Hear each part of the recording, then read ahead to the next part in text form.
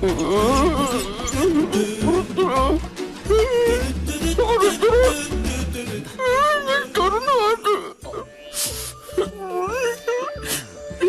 നീ ഇഞ്ചപ്പരുവാക്കല്ലടാ. ഞാൻ എന്ത് തെറ്റടാ നിന്നോട് ചെയ്തത്? ഇടാ, നിന്റെ അടുത്ത് ഫ്യൂസ് ഊരാനല്ലേ പറഞ്ഞുള്ളൂ. അടിക്കാൻ ഊങ്ങിയ കൈയുടെ ഇടയിലോട്ട് വന്ന് കയറാൻ ഞാൻ പറഞ്ഞോ? അനുഭവിച്ചോ?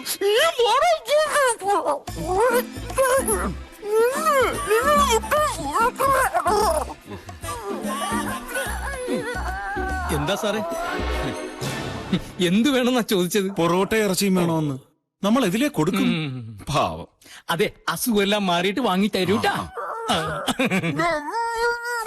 6 മാസം മുമ്പ് 2 PC-മാരെ വെട്ടിയ കേസില്ലേ, എന്താ ഗുണ്ടയുടെ പേര്? വാളയാർ മണിയപ്പൻ. മണിയപ്പൻ. അവൻ ഇപ്പോഴും പോലീസിന്റെ കണ്ണുവെട്ടിച്ചടക്കാണ്.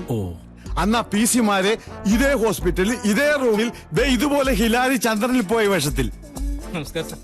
ഇതിലേതാ ഇത് തന്നെയാണ് സാർ, ഇത് തന്നെയാണ്. ഈ ശബ്ദം ഞാൻ ഓർക്കുന്നു. പണ്ട് വാളയാർ മണിയപ്പന്റെ അടിവയറ്റിൽ ഞാൻ മുട്ടുകാലി കയറ്റിയപ്പോൾ. കരയണ്ട, നിങ്ങളെ മണിയപ്പന്റെ കാര്യം പറഞ്ഞു. അപ്പൊ ഇതോ വരന്റെ കൂട്ടുകാരനാണ് സാർ. ഇവന്റെ ശബ്ദം എങ്ങനാ? ഇതിനേക്കാൾ കുറച്ച് മുറിഞ്ഞു പോകും. എങ്കിൽ കൂട്ടുകാരന്റെ മൊഴി ആദ്യം എടുക്കാം. അയ്യോ സാർ, രണ്ടുപേരും വളരെ അവശ നിലയിലാണ്. ഈ ഒരു അവസ്ഥയിൽ ഒരു മൊഴിയെടുപ്പ് വേണോ? എടാ, ഡെഡ് ബോഡിയുടെ മൊഴിയെടുക്കുന്നവനാണ് പുതുവാള്. വെറുതെ നീ പോയി ആ രോഗിയുടെ മലോടുക്കട പോടാ. ഇവളൊരു മലേഷ്യക്കാണ്.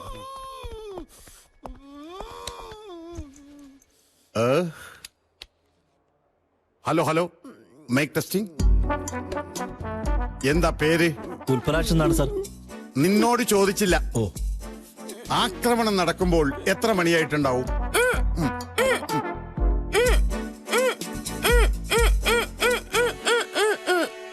12 മണി. അടിച്ചു ചുരുട്ടി ഈ പരുവാക്കി എടുക്കാൻ എത്ര സമയം എടുത്തു? പേരും 2 മിനിറ്റ്. കേസ് തള്ളി പോകും. എത്ര പേരുണ്ടായിരുന്നു ആക്രമിക്കാൻ? ഒരേ ഒരാൾ. ആട്ടെ, ആളുടെ രൂപം എങ്ങനെ? കുള്ളനാണോ അല്ലെങ്കിൽ എത്ര അടി പൊക്കമുണ്ട്? 6 അടി കാണും. ഒരു 2 ഇഞ്ചും കൂടി ചേർത്തു. ആളെ കണ്ടാൽ തിരിച്ചറിയോ? സെന്റിമെന്റ്സാ. വളരെ അടുപ്പമുള്ള ആളാ. നമുക്കൊന്നും ചെയ്യാനും പറ്റില്ല. PC ഇൻവെസ്റ്റിഗേഷൻ നടക്കുമ്പോ ഇവിടെ കഴിക്കാൻ ഫ്രൂട്ട്സ് ഒന്നും വാങ്ങിയിരിപ്പില്ലേ? വെറുതെ അല്ലടാ 2 മിനിറ്റ് കൊണ്ട് നിന്റെ മോന്ത ഇതുപോലെ ആക്കിയത്. പണ്ടൊക്കെ ഞാൻ മൊഴിയെടുക്കാൻ വേണ്ടി പോകുമ്പോ എന്തോരോ ഫ്രൂട്ട്സ് പെറുക്കിക്കൊണ്ട് പോണെന്ന് അറിയോ? വെറുതെ അല്ല, മൊഴിയെടുപ്പെന്ന് പറയുമ്പോ ചാടി ഇറങ്ങി പോരും. കൊല്ലി ഞാൻ ഒരു ചെറുനാരങ്ങ പോലുമില്ല. എന്താ ഇത് ഭഗവാനെ? ഏത് കണ്ണ് ചോരയില്ലാത്തവന് ഈ കൊടുംചെയ്തി ചെയ്തത്? ഇതിലേതാ ജയരാമൻ? അത് സാർ, ഇതാണ് ജയരാമൻ, അത് ഉൽപ്പല. അതേന്ന് പറയ. മതി. താടിയല് പൊട്ടിയിരിക്കുക, അതുകൊണ്ടാ വായും കൂടെ ചേർത്ത് ബാൻഡേജ് ചെയ്തിരിക്കുന്നത്. ഇതെന്താ? ഇത് ആളെ തിരിച്ചറിയാൻ വേണ്ടി ഇപ്പൊ ഓർഡർ ചെയ്ത് ഉണ്ടാക്കിച്ചതാ. അല്ല കൃഷ്ണ, ഡെഡ് ബോഡി വെക്കുന്നവരാണോ വെക്കണേ? ഇച്ചിരി മാറ്റിവേ. ഇത് കല്യാണം മുടക്കാൻ വേണ്ടി ആരോ കരുതിക്കുട്ടി ചെയ്തതാണ്. കൃഷ്ണ, തോറ്റു കൊടുക്കുന്ന പ്രശ്നമില്ല. നിശ്ചയിച്ച മുഹൂർത്തത്തിൽ തന്നെ കല്യാണം നടത്തണം. സ്വന്തമായി കൈയും കാലും പോലും അനക്കാൻ വയ്യാത്ത ഈ അവസ്ഥയിൽ എന്ത് ചെയ്യണമെന്നാ സാറി പറയണേ? ഡോക്ടറെ, ഇന്റൻസീവ് കെയറിൽ നേരെ കതിർമണ്ഡപത്തിൽ പോയി താലി കെട്ടിയ സംഭവം നമ്മുടെ നാട്ടിൽ ഉണ്ടായിട്ടില്ലേ? അങ്ങനെ ഒന്നാണ് ഇതെന്ന് കരുതിയാ മതി. പിന്നെ ജയറാമിന്റെ അച്ഛനോടും അമ്മയോടും പറയണ കാര്യം അത് ഞാൻ ഏറ്റു. അത് നമുക്ക് സാറിന്റെ ഓപ്പറേഷനൊക്കെ കഴിഞ്ഞു വന്ന്. ഡോക്ടറെ, ഓപ്പറേഷൻ കഴിഞ്ഞാൽ ഞാൻ ജീവനോടെ ഉണ്ടാവുന്ന വല്ല ഉറപ്പുണ്ടോ? എനിക്ക് 100% ഉറപ്പുണ്ട്. എന്നാ എനിക്ക് ഉറപ്പില്ല. ജയരാമ മോനെ, നിനക്ക് എന്തെങ്കിലും ഒന്നും ഉണ്ടാമോടാ?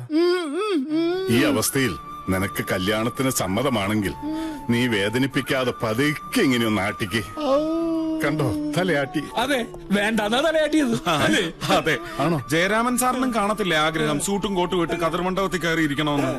കല്യാണം എന്നൊക്കെ പറയുന്നത് ഒരാളുടെ ജീവിതത്തിൽ ആകെ ഒരു തവണയല്ലേ ഉണ്ടാവൂ. വന്നേ, എന്റെ മുറിയിൽ പോയി വിശ്രമിക്കാം.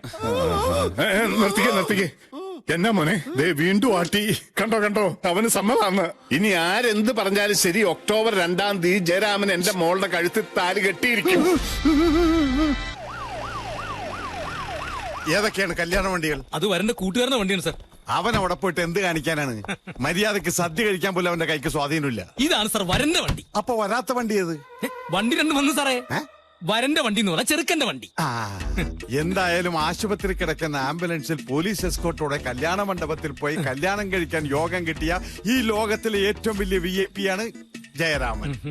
ആ, രാവിലെ വരനെ കയറ്റുന്നതിന് മുമ്പ് 2 വണ്ടി ചെക്ക് ചെയ്തു. അതെന്തിനാ സാർ? വല്ല ബോംബുണ്ടെങ്കിൽ പെറുക്കി എന്താടാ പേടിപ്പിക്കണ?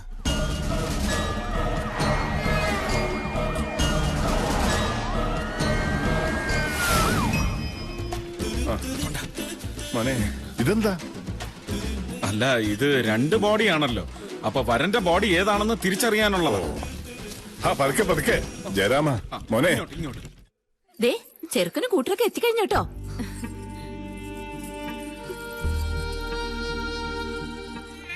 നമസ്തേ നമസ്തേ, ഇരിക്കെ. അപ്പൊ ഞാൻ അകത്ത് പോയി കാര്യങ്ങളൊക്കെ നോക്കിയിട്ട് വരാം. ആയിക്കോട്ടെ, ചെല്ല.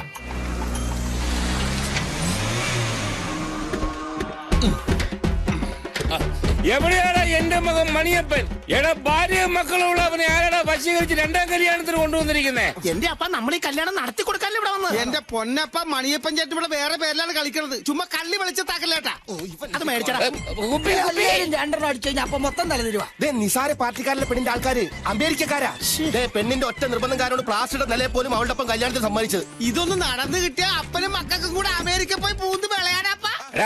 പെണ്ണിന്റെ അപ്പനോട്ടൊരു പണി കൊടുത്താലോ? നശിപ്പിച്ച് ഇവിടെ കിടന്ന് ബഹളം ഉണ്ടാക്കി കല്യാണം മുടക്കരുത്. താലികെട്ട് രജിസ്റ്ററിൽ ഒപ്പുവെച്ച് കഴിഞ്ഞാൽ അപ്പ കാണിക്കാൻ നമ്മുടെ തനി സ്വഭാവം. അതെ. ഓ എന്റെ ദൈവമേ, എന്റെ കാലിത്തൊട്ട് അനുഗ്രഹമാകാതെ എങ്ങനെയാണ് അവൻ താലി കെട്ടാൻ വന്നിരിക്കുന്നത്? അപ്പൻ അവനെ ഒന്ന് അനുഗ്രഹിക്കണം, അത്രയല്ലേ ഉള്ളൂ. ഇങ്ങോട്ട് വന്നേപ്പാ. ഇതിൽ ഏതായിരിക്കും പെണ്ണ്? എന്തൊരു ഐശ്വര്യ റോയി. കണ്ണ് വെക്കല്ലേ അപ്പ. ചേട്ടത്തി പൊക്കോ, ചേട്ടത്തി പൊക്കോ. വിശദമായിട്ട് പിന്നെ പരിചയപ്പെടാം. അതെ, കെട്ടിയൊന്ന് വീട്ടിൽ കൊണ്ടുവന്നോട്ടെ. ഞാൻ കളിയാക്കി കൊല്ലും. അങ്ങനല്ല അപ്പ, ഇങ്ങനെ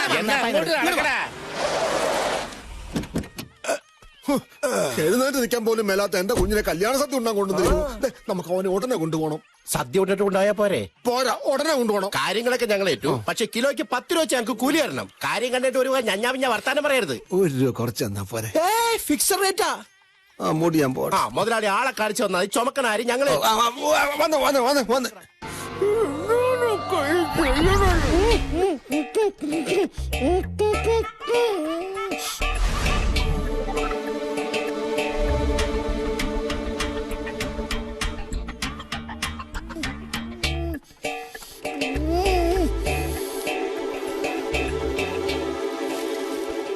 ബഹളം ഉണ്ടാക്കണ്ട, ഇപ്പൊ വരാം.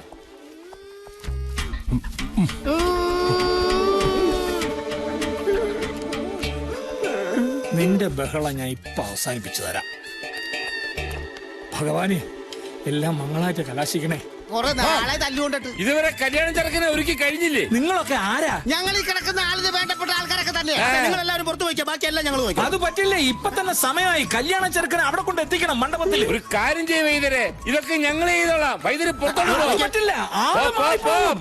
ആ മാല ഇട്ടിരിക്കുന്നതാണ് മാല. ആ മാല. കൊച്ചു പോണ്ട കേട്ടോ. എന്നാ പൊയ്ക്കോ, പിന്നെ കാണാം. എന്റെ പൊന്നു പോളെ എന്റെ മോനെ, എന്തൊരു കിടപ്പാടാ ഇത്. നിന്റെ കിടപ്പ് അപ്പന് സഹിക്കുന്നില്ലടാ. തലേ വെച്ചാൽ ഉറുമ്പരിക്കും. മിണ്ടാതിരിക്കാമോ? ഒരു പദം പറച്ചില്. ഇന്നലെ വന്ന കാര്യം നടക്കട്ടെ. അപ്പനങ്ങൾ അനുഗ്രഹിക്കും. എന്നെ അനുഗ്രഹിക്കും മകനെ. ഓ അപ്പ അനുഗ്രഹം മേടിക്കാനല്ല പറഞ്ഞ, കൊടുക്കാനാ പറഞ്ഞത്. അങ്ങനെയാണെങ്കിൽ ഒരു കാര്യം ചെയ്യും, അവനെടുത്ത് എന്നെ കാൽച്ചോട്ടിലോട്ട് കിടത്ത. ഈ അപ്പൻ എന്തൊരു മണ്ടന. അതിന് എളുപ്പം അപ്പന്റെ ചട്ടുകാലെടുത്ത് ഇവന്റെ കയ്യിലേക്ക് പിടിപ്പിച്ച. എന്നൊരു കാര്യം ചെയ്, എന്നെ എടുത്തോ, എന്നെ എടുത്തോ, എടുത്തോടാ. എന്റെ അമ്മ അപ്പം പന പോലെ വീണു. മതി മതി മതി. ഇന്നപ്പ അനുഗ്രഹിക്ക് മകനെ. മരിക്കുന്നത് വരെ ഇതുപോലെ സുഖമായിട്ട് കിടക്കട്ടെ. ഇനി അപ്പനെ പൊക്കിക്കോടാ മക്കളെ. പിടിച്ചോ. എടാ, എന്റെ പൊന്നും കുടത്തിന്റെ തല എവിടെയാടാ മോനെ? മിണ്ടാതെ കിടക്കണേ ശവമേ. നല്ല മേക്കപ്പ്. എടാ, ഗെട്ടുമേളം തുടങ്ങി. ചെറുക്കനെ പൊക്കടാ.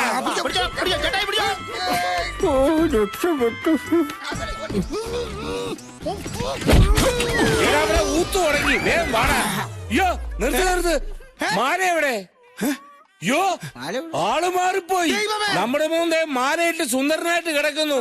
ഇതിനെ കളഞ്ഞിട്ട് അവനെ എടുത്തിട്ട് കല്യാണ മണ്ഡപത്തിലോട്ട് വാ.